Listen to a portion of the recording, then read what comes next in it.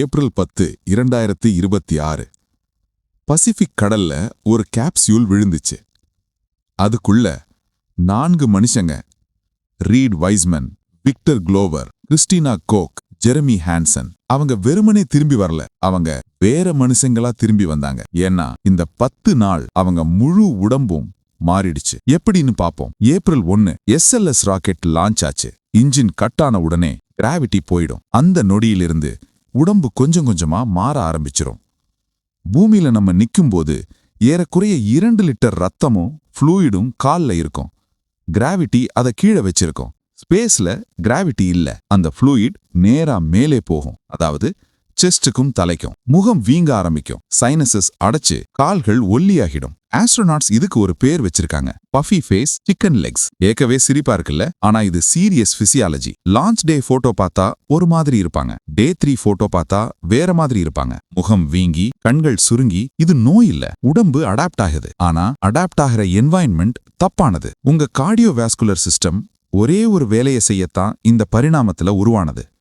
அது இந்த கிராவிட்டியை எதிர்த்து ரத்தத்தை மேல தள்ளுறதுக்காக. ஸ்பேஸ்ல அந்த வேலையே இல்ல. ஹார்ட்டுக்கு எந்த ரெசிஸ்டன்ஸும் இல்ல. அது என்ன செய்யும்? சுருங்க ஆரம்பிக்கும். நோயினால இல்ல, எஃபிஷியன்சியால. 10 நாள் மிஷன்ல இந்த மாற்றம் மெஷரபிள் தான். ஆனா 6 மாசம் ISSல இருந்தா சீரியஸ் மெடிக்கல் கன்சர்ன் தேவைப்படும். ஆர்டிமிஸ் 2 க்ரூக்கு 10 நாள் ஒரு பிளெஸிங். ப்ராசஸ் ஸ்டார்ட் ஆச்சு, ஆனா டேஞ்சரஸ் லெவலுக்கு போகல. ஆனா பூமிக்கு திரும்பும்போது அந்த சுருங்கின ஹார்ட் திடீர்னு ஃபுல் கிராவிட்டியை ஃபேஸ் பண்றது தான் ரொம்ப கஷ்டமான மொமெண்ட். ரெக்கவரி டீம் பசிபிக் கடல்ல ரெடியா இருக்கிறது ஃபார்மாலிட்டி இல்ல. அதுக்கு பின்னாடி ஒரு ரியல் மெடிக்கல் காம்பனன்ட் இருக்கு. எலும்பு வெறும் உறுதியான உயிரற்ற விஷயம் இல்ல. அது ஒரு உயிரோட இருக்கும், வேலை செய்யும், மாறிக்கொண்டே இருக்கும் டிஷ்யூ. 2 வகை செல்கள் இதை கண்ட்ரோல் பண்ணும், ஆஸ்டியோகிளாஸ்ட்ஸ் மற்றும் ஆஸ்டியோபிளாஸ்ட்ஸ். ஆஸ்டியோகிளாஸ்ட்ஸ் பழைய எலும்பை உடைக்கும், ஆஸ்டியோபிளாஸ்ட்ஸ் புதுசா உருவாக்கும். பூமியில உங்க பாடி வெயிட் இந்த பேலன்ஸை மெயின்டைன் பண்ணும். அந்த மெக்கானிக்கல் ஸ்ட்ரெஸ் ஆஸ்டியோபிளாஸ்ட்ஸ் கிட்ட சொல்லும், உருவாக்கு இல்லன்னா உடைஞ்சிரும்னு. ஸ்பேஸ்ல அந்த சிக்னல் சுத்தமா இல்ல. ஆஸ்டியோகிளாஸ்ட்ஸ் உடைக்கிற சிக்னல் அங்க கிடைக்காது. அதனால ஆஸ்டியோபிளாஸ்ட் ஸ்லோ டவுன் ஆயிடும். அதோட ரிசல்ட் ஹிப், ஸ்பைன், லெக்ஸ்ல இருந்து மாசம் 1% போன் டென்சிட்டி கரையும் ஸ்லோவா. ஆஸ்டியோபோரோசிஸ் பேஷண்ட்டுக்கு 1 வருஷத்துல போற அளவு ஸ்பேஸ்ல 1 மாசத்துல ரெடியூஸ் ஆகும். ஆர்டெமிஸ் 2 க்ரூ ஒரியான்ல ஃப்ளைவீல் எக்ஸசைஸ் டிவைஸ் வச்சிருந்தாங்க. ரோயிங், ஸ்குவாட்ஸ், டெட் லிஃப்ட்ஸ் எல்லாம் பாசிபிள். ஆனா ஒரியான் ஒரு கேம்பர் வேன் சைஸ். 4 பேர் 10 நாள் அதுல எக்ஸசைஸ் பண்றாங்க. ஜிம் மாதிரி கிடையாது. 10 நாள்ல கேட்டஸ்ட்ராஃபிக் போன் லாஸ் இல்ல. ஆனா 72 மணி நேரத்துல செல்லுலார் லெவல்ல மாற்றம் தெரியும். யோசிச்சு பாருங்க. இன்டர்நேஷனல் ஸ்பேஸ் ஸ்டேஷன் எர்த்தோட மேக்னெட்டோஸ்பியருக்கு உள்ள இருக்கு. அந்த மேக்னெட்டிக் பபிள் ஹை எனர்ஜி பார்ட்டிகல்ஸை டிஃப்ளெக்ட் பண்ணும். ஆர்டிமிஸ் 2 க்ரூ அந்த பபுள கடந்து போனாங்க. வான் ஆலன் ரேடியேஷன் பெல்ட்ஸை கடந்தாங்க. மூணுக்கும் எர்த்துக்கும் இடையே மூனோட ஃபார் சைட்ல ஃபுல் டீப் ஸ்பேஸ் ரேடியேஷன் இருக்கும். Galactic cosmic rays, solar particles. எப்படி இதுங்கள்ட்ட ஸ்பேஸ் கிராஃப்டை ப்ரொடெக்ட் பண்றது? அதுக்கு நம்ம கிட்ட இருக்கிற ஒரே வழி அலுமினியம் வால்ஸ் மட்டும்தான். அவங்க கிட்ட பர்சனல் டோசிமீட்டர் இருந்துச்சு. சன் ரிலேட்டிவ்லி குவைட்டா இருந்துச்சு. நல்ல வேலை. ஆனா குவைட்னா சேஃப்னு நினைக்காதீங்க. 10 நாள்ல கிடைக்கிற டோட்டல் ரேடியேஷன் டோஸ் ஒரு ஃபுல் பாடி CT ஸ்கேனுக்கு சமம். ஒரே மிஷனுக்குள் அது மேனேஜ் பண்ணக்கூடிய லெவல் தான். ஆனா டீப் ஸ்பேஸ் ரேடியேஷன் வேற மாதிரி இருக்கும். கெலாக்டிக் காஸ்மிக் ரேஸ்ல எலக்ட்ரான்ஸ் இல்ல, ஹெவி அயான்ஸ் இருக்கு. இது ரொம்ப வேகமா டிராவல் பண்ணுது. ஒரு சிங்கிள் ஹெவி அயான் ஒரு செல்ல புல்லட் மாதிரி கடந்து போகும். DNAவை ஷ்ரெட் பண்ணும். ஒருவேளை செல் சர்வைவ் ஆனாலும் ஜெனட்டிக் எரர்ஸ் உருவாகும். அந்த எரர்ஸ் அக்யூமுலேட் ஆகலாம். மிஷனுக்கு முன்னாடி ஹார்வர்ட் வைஸ் இன்ஸ்டிடியூட் சயின்டிஸ்ட்ஸ் ஒரு எக்ஸ்பெரிமெண்ட் டிசைன் பண்ணாங்க. Reid Wiseman, Victor Glover, Christina Koch, Jeremy Hansen 4 பேரோட பிளேட்லெட் சாம்பிள்ஸ் எடுத்தாங்க. Bone marrow stem cells extract பண்ணி ஆர்கன் ஆன் அ சிப் டிவைசஸ்ல வளர்த்தாங்க. USB டிரைவ் சைஸ் சிப்ஸ் மாதிரி. இந்த சிப்ஸ் அவங்க கூட ஒரியான்ல ஃப்ளை பண்ணுச்சு. சேம் ரேடியேஷன்ல, சேம் மைக்ரோகிராவிட்டில. 10 நாளும். அதே நேரம் எர்த்ல இன்னொரு சிப்பை கண்ட்ரோல் சாம்பிளா வச்சிருந்தாங்க. ஏன் போன் மேரோ? ஏன்னா இங்க தான் red blood cells, white blood cells, platelets எல்லாம் உருவாகுது. அதாவது நம்ம உடம்போட 3 முக்கிய சிஸ்டம்ஸ் ஒரே நேரத்துல கொலாப்ஸ் ஆகும். சிப்ஸ் திரும்பி வந்த பிறகு single cell RNA sequencing use பண்ணி ஒவ்வொரு செல்லையும் எந்த ஜீன்ஸ் மாறுச்சுன்னு மேப் பண்ணுவாங்க. யாரும் ரேடியேஷன் சிக்னஸ் எக்ஸ்பெக்ட் பண்றதில்ல. ஆனா molecular signatures of stress, early aging indicators இது நடக்குதான்னு பாப்பாங்க. ஸ்லோவா இந்த சிப்ஸ் ஒரு ப்ரிவ்யூ மாதிரி. மனித உடம்பு லாங் டியூரேஷன் மிஷன்ஸ்ல என்ன ஃபேஸ் பண்ணோம், என்ன ரிஸ்க்ஸ் வரும், அதுக்கான ஹிண்ட் இதுலவே இருக்கு. கிராவிட்டி இல்லாம கால்களும் லோயர் பேக்கும் வேலையே செய்யாது. ஆஸ்ட்ரோநாட்ஸ் 5லிருந்து 11 நாள்ல 20% மசில் மாஸ் வரை இழக்கலாம்.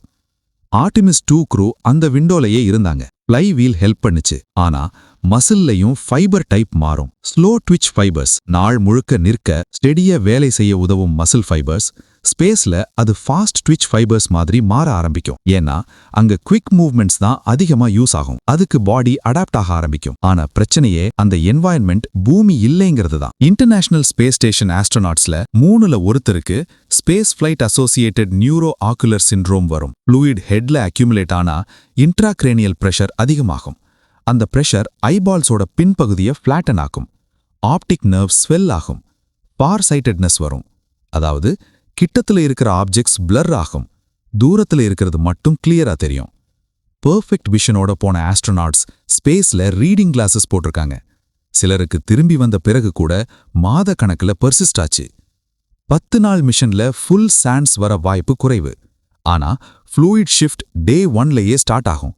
அதனால பிரஷர் அன்னைக்கே ஆரம்பிச்சிடும்.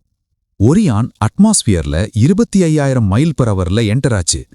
6 நிமிட கம்யூனிகேஷன் பிளாக் அவுட். பிளாஸ்மா கேப்சியூல சுழுத்தியது.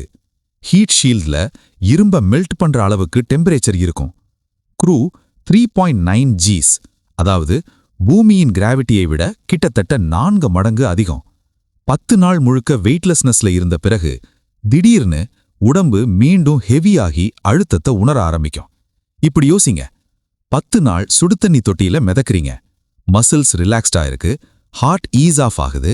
எல்லாமே ஒரு புது பேலன்ஸ்ல செட்டில் ஆகியிருக்கும். இப்போ யாரோ உங்களை ஒரு சேர்ல கட்டி கிளிஃப்ல இருந்து தள்ளுறாங்க. எக்ஸாஜரேஷன். ஆனா பிசியலாஜிக்கல் விப்ளாஷ்ன்றது உண்மைதான். ஹார்ட் ரொம்ப வேகமா பம்ப் பண்ணணும். பிளட் லெக்ஸுக்கு கிராஷ் ஆகும். இன்னர் இயர்ல 10 நாள் கிராவிடேஷனல் ரெஃபரன்ஸ் இல்லாம இருந்துச்சு. சடன்லி ஓவர்வெல்ம்ட் ஆகும். ஸ்பிளாஷ் டவுன் ஆனதுக்கப்புறம் தனியா எந்திரிக்க வாய்ப்பே இல்ல. ரெக்கவரி டீம் ஒரியான்ல இருந்து க்ரூவை வெளியே எடுத்தாங்க. இன்ஃப்ளேட்டபிள் ராஃப்ட்ல டிரான்ஸ்ஃபர் பண்ணி அங்கிருந்து ஹெலிகாப்டருக்கு லிஃப்ட் பண்ணுவாங்க. அதுக்கப்புறம் USS ஜான் பி மர்த்தா ஷிப்புக்கு கொண்டு போவாங்க. அங்க உடனடியா மருத்துவ பரிசோதனைகள் தொடங்கும். Weeks of reconditioning. மசில்ஸ் நடக்கிறதையே மறந்துட்டு போகும். அதை ரீலேர்ன் பண்ணணும். ஹார்ட் மேல் நோக்கி பம்ப் பண்றத மறந்துட்டு போகும். அது ரீஅட்ஜஸ்ட் ஆகணும். போன்ஸ் ஆஸ்டியோபிளாஸ்ட்ஸை ஆக்டிவேட் பண்ண மெக்கானிக்கல் ஸ்ட்ரெஸ் வேணும். பேலன்ஸ் சிஸ்டம், அதாவது டவுன் இஸ் ஃபிக்ஸ்ட், நம்ம இனி மிதக்க மாட்டோம் அப்படின்றத மீண்டும் கத்துக்கணும். இது எல்லாம் வர காரணம் வெறும் 10 நாள் ஸ்பேஸ்ல இருந்தது மட்டும்தான். நாசாவோட பிளான் ரொம்ப பெருசு. அதெல்லாம் months long missions. Artemis 4 lunar surface stay பண்றது. அப்போ மார்ஸ் மிஷன், அது 3 இயர்ஸ் ரவுண்ட் ட்ரிப். அப்போ 3 இயர்ஸ்ல போன் லாஸ் கணக்கு போடுங்க. 18 months at 1.5% per month. அதாவது ஹிப் போன் டென்சிட்டியில காவாசி காலியாகிடும். ரேடியேஷன் மேக்னட்டோஸ்பியர் இல்லாம கண்டினியூஸா இருக்கும். கெலாக்டிக் காஸ்மிக் ரேஸ் நிக்கவே நிக்காது. AWTAR சிப்ஸ் இதனால தான் இம்பார்ட்டன்ட். 10 நாளுக்கான மாலிகுலர் டேட்டா 30 நாளைக்கு ப்ரெடிக்ட் பண்ண வழிவகுக்கும். அப்படியே 90 நாள், அப்புறம் 3 வருஷம். கவுண்டர் மெஷர்ஸ் டிசைன் பண்ண drugs, supplements, personalised exercise protocols எல்லாத்துக்கும் ஹெல்ப் பண்ணும். கடைசியா ஒரு விஷயம். ஸ்பேஸ்ல சாப்பிட்டா சாப்பாடு டேஸ்ட் வித்தியாசமா இருக்கும். ஃப்ளூயிட் ஷிஃப்ட் சைனஸஸை அடைக்கும். எல்லா டேஸ்டும் வித்தியாசமா மாறும். பேட் கோல்டுல சாப்பிடுற மாதிரி. அதனால ஆர்டிமிஸ் 2 மெனுல 5 வகையான ஹாட் சாஸ் இருந்துச்சு. இன்டெலிஜென்ஸ் இல்ல, நெசசிட்டி.